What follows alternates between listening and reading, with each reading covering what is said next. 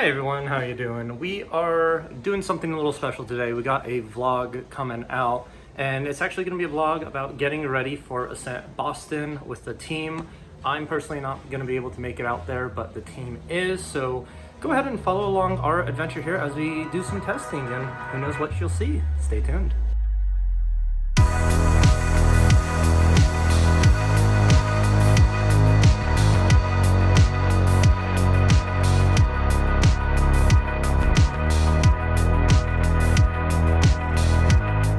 So you guys ever just be driving and have like a crazy deck idea? I don't know if it's going to be tested today. We'll find out. But Spirit of Fortuitous Fire, Nico. You run the Ryle package that everyone is talking about, along with the Lure of the Abyss package in water. All specters, all floating, you own to Nico, so you have access to fire and water immediately. And with Spirit of Fortuitous Fire, you don't have to worry about running into not having the proper elements at level 1. I think it can be something. Let's see what the team thinks about it later on.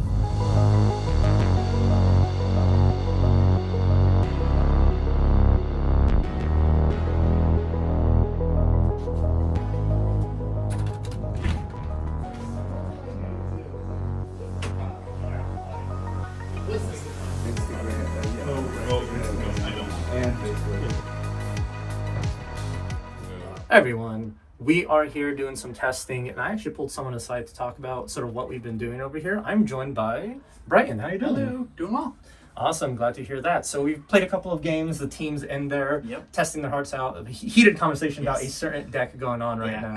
So we just stepped outside to talk a little bit. I've been testing a lot of Diana personally myself, been really enjoying it.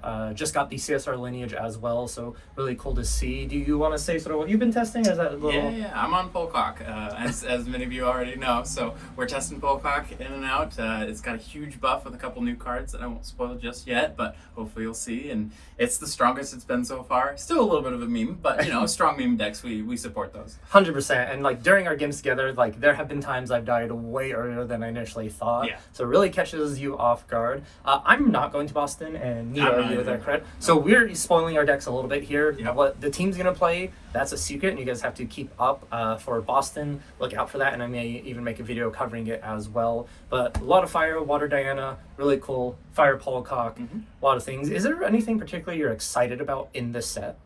This set opens up so much different play lines. The Looking Glass is probably the best Divine Relic that they've added since Quicksilver Grail, because it opens up a lot of decks that just didn't exist before and now suddenly are rocking it. So very excited about that card. 100%. And importantly, don't forget your Looking Glass at the start of the turn. Yeah. Don't be like me. He gets me every time I forget. Awesome. With that, is there anything you want to say to everyone out there? No, just keep on cooking. This new set has a lot of stuff, so let's see what y'all make. Yeah, I'm excited. And don't forget to catch him at Yetis if you do play. Yes, yeah, Win a Case tournament happening pretty soon. Oh, yes, what, July 9th? No, Yeah, August 9th. August 9th. August 9th, August yep. 9th. Stay tuned. I'll probably put that in the description, but we'll see you guys around. All right, take care.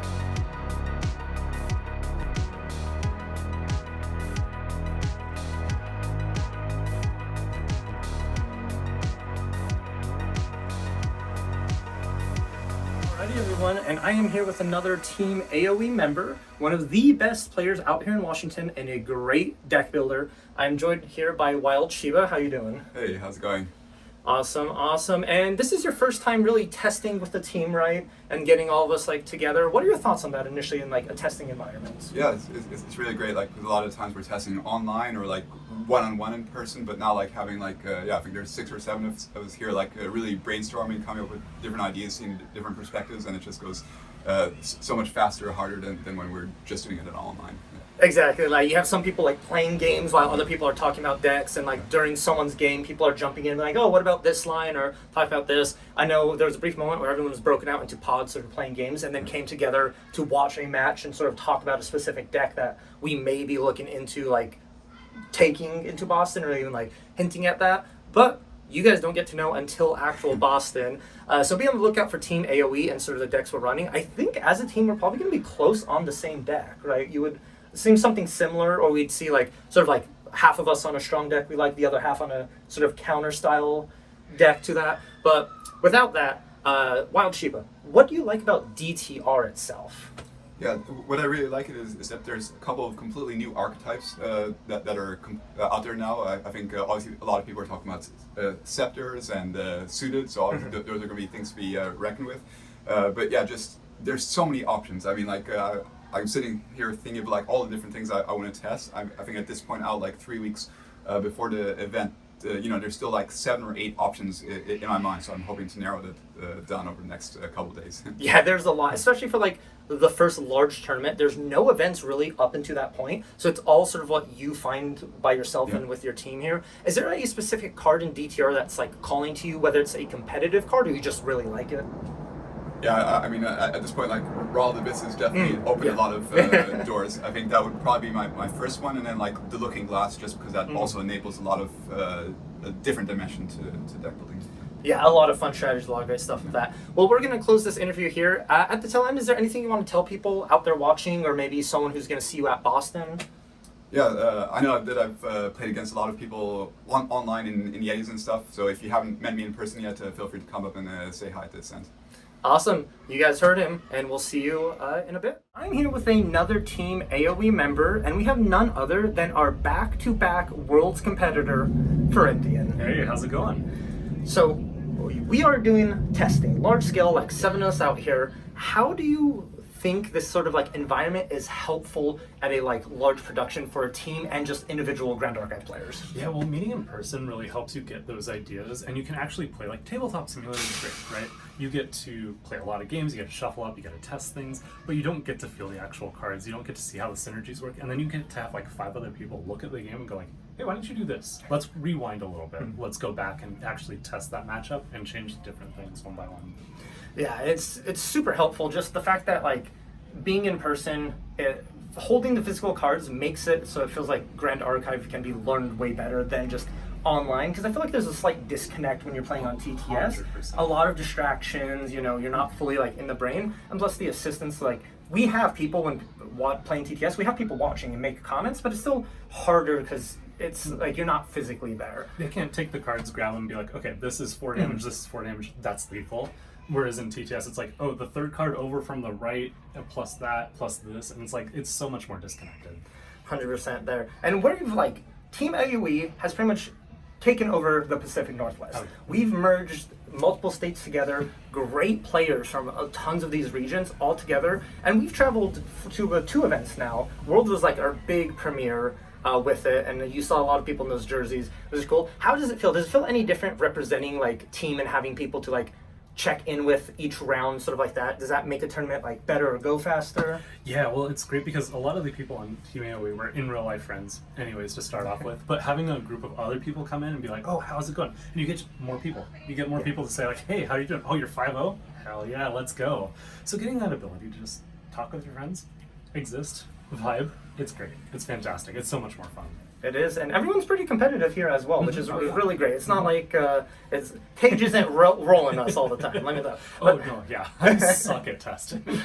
And with that, DTR, brand new set. It's been out about a week. Is there like a specific card or strategy that's really calling to you right now? Something you're really enjoying? Well, as a known Fire Lorraine lover, Suited is fantastic. It's everything I want. It's the first truly tribal archetype. Like Sylvie Slimes, you could say was a tribal archetype, but it's not really. It's not like the slimes don't build off each other. They're just there to fuel the end game combo. Suited, you need all the cards to line up. You need all the cards to work together, and then they work together in perfect synergy. It's fantastic. Perfect, yeah. And you're going to Boston. Yep. You are one of our members representing us out in Boston. If anyone watching this video sees you out there or, playing, is there something you want to tell them?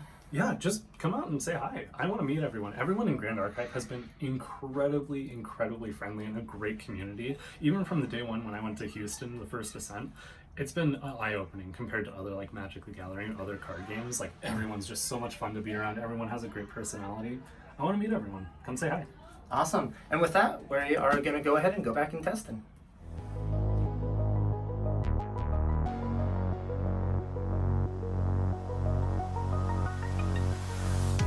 Alrighty everyone, I'm with our next AoE member here, none other than one of the greatest Washington players out there. Numerous tournaments have high placings. We have Enzo with us right here. How you doing? Numerous tournaments seems like a bit much. It's only like what 2 day twos I think I've got in like a regional. That's more it. than a lot of people. I think anyone can get there. I'm not, the team has helped me get there, to be honest. Well, we're super happy to have you joining us. Pretty much, we're taking over the Pacific Northwest with our team. We're merging a couple of states together, powerhouses. Really great to have the people we have. We just talked to Wild Chiba earlier, so now Enzo, and there's a couple more members that we aren't here today that I'm super happy to introduce. So a lot of really strong players for the team right now. And speaking of which, we are here gathered today as a team doing some testing for Boston. How do you feel about in-person testing at a large scale like this? No, it's great. We are able to see a lot of archetypes, test a lot of things. I'm not obviously going to share some list in case, I don't want Team True or something. Obviously, our rivals. But no, it's great. We're hoping to find something spicy, of course. Everyone's talking about the Spectre package, and it's very much like, do we want to counter that, or is it strong enough to go on itself? We're trying to figure that out. We still got a few weeks though, so this is just prelims. But it's fun to do this with everyone, and instead of just doing it over voice chat, Yeah, it's in person really beats like TTS and voice chat. It's just, you have something about it that makes it really good. And you talked about Spectres. I feel like numerous creators have talked about Spectres, and we've had some pretty fun ideas. As Enzo said, we're not going to talk about it, but there's some really cool stuff out there. And speaking of cool stuff, DTR just came out last week. It's an amazing set. Is there anything particular in the set itself, whether it be an archetype or maybe a single card that's gotten you excited for it? I like Looking Glass. I think they've really struggled after QSG to make a Divine Relic that is not only playable but fun to use. I remember when I first joined an ALC, I really wanted Temporal Spectrometer to come out. Art of War basically replaced that. Mercurial Heart was a big dud. I remember reading that. But I feel like Looking Glass is the first time where it's okay we don't go down in influence. It enables fun strategies. And it's something that I hope, because I know thinking about me, if I wanted to design Divine Relic, I don't know how, I feel like that space has shrunk a lot, but they've really expanded in ways, and I would like to see, instead of just making a slime deck to ruin the meta, they just put a Divine Relic so that anyone could be a slime deck to ruin the meta, But yeah.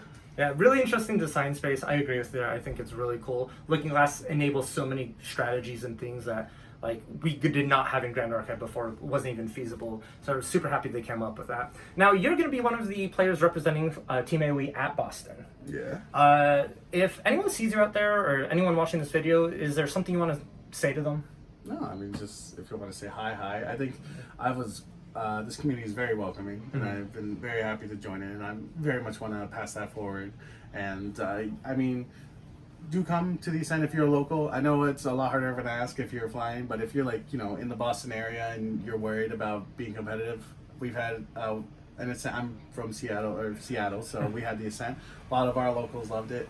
So if you're in the Boston area, or you can make an hour or two drive, I recommend it. Even if you do bad, there's always O3 draft. There's Ascents have so much things to do. So even if you don't make a main event, there's plenty of stuff here. And with that, thank you very much for having us. We're excited to see how well everyone does at Boston. Hopefully it's day twos all around. I mean, we need those ghosts. We have too many Merlin lovers here. I'm one of them. So I really do want that playset of ghosts. So we have to start there. And it's I think, I don't want to say it'd be the easiest, but if we have a spicy deck before the meta stabilizes, this would be the time to play. So that's why we're here testing. Yep, 100%. And you guys will just have to wait to see coming to Boston how well we do.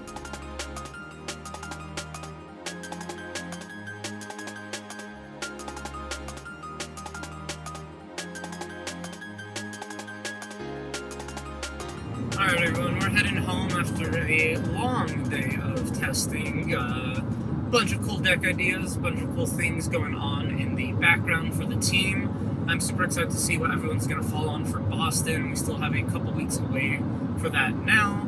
But in total, I really think today was a very productive meeting for everyone. We found out what decks work, what decks don't work. A lot of us got to bring some really cool pet ideas that we wanted to try out. It is disappointing when some of your decks don't work.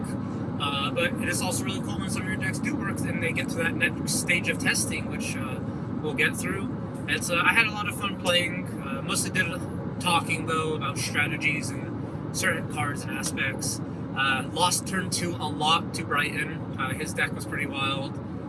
If you watched the interview earlier today, we go over it a little bit, but super fun. And thank you guys for tuning in and watching this video. I appreciate it, and much more content to come. And if you guys really did enjoy the team content or the sort of vlog style, let me know and I can go ahead and make some more. But without further ado, have a good one.